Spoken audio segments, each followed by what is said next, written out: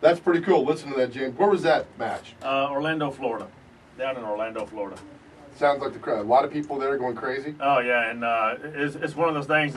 Like I didn't even know like it was so real. I mean, it was like I laid there with Kurt Angle and he was laying there and I looked at him. I said, I think I just beat you for the world title. He goes, yep. And I looked at him and said, well, get the hell out of my ring. Oh man! Tell us about him because he's.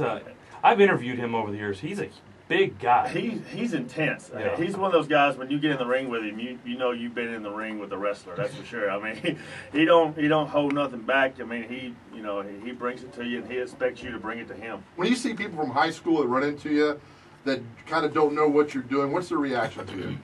They ask me if I want paper or plastic, and I tell them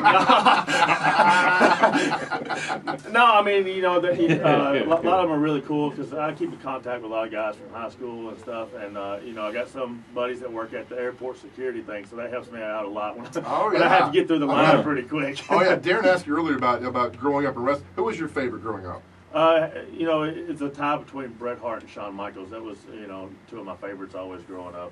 Wow, my favorite, Dutch Mantel. Oh, Dirty Dutch. Dirty Dutch.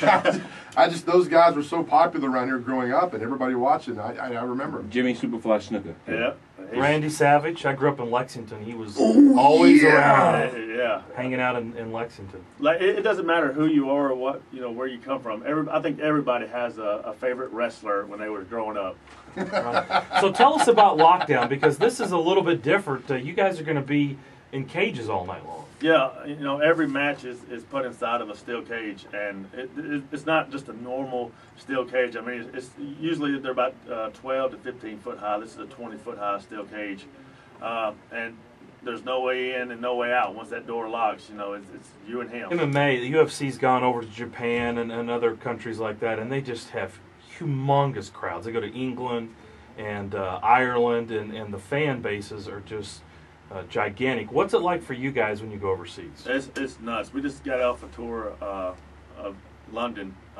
England we did a bunch of shows, but London we filmed one of our TV shows over there, and it was sold out at the Wembley Arena, and I mean the fans. What, really? The fans oh my goodness. are nuts over there in England. I mean they just love it. Of course, my character that comes out drinking beer, they relate to that easy. So they're all like, "Yeah, he's one of us."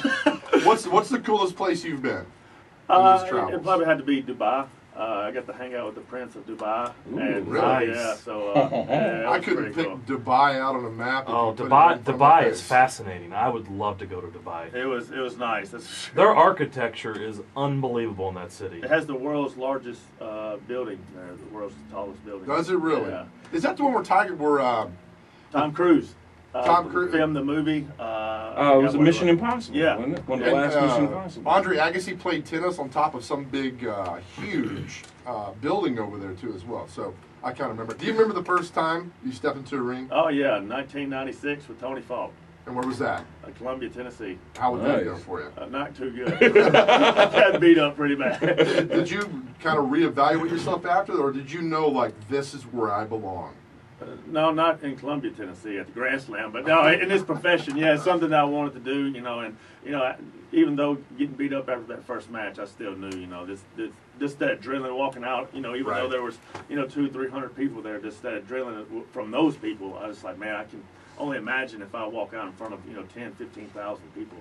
Oh, is there a real element of danger because of what you do? I mean, there's just some things. I mean, flying, jumping 15 feet in the air on a table or in a steel cage. I mean, there's a lot of things, though, you guys do have to worry about, right? Yeah, I mean, I've been doing this for 15 years now, and, I've broken both ankles. I've dislocated my left knee. I've had a stinger in my neck. A compound fracture in my right shoulder, and have numerous amounts of stitches put in my head. So, I mean, we always tell people, don't do this at home because we're trained professionals. And I actually just had 2 stents, one put on my liver and one put on my kidney. What? Just from years of abuse, just taking really? months in. Yeah, and they said it was just a bruise on my liver, so they had to go in and put a stent on it.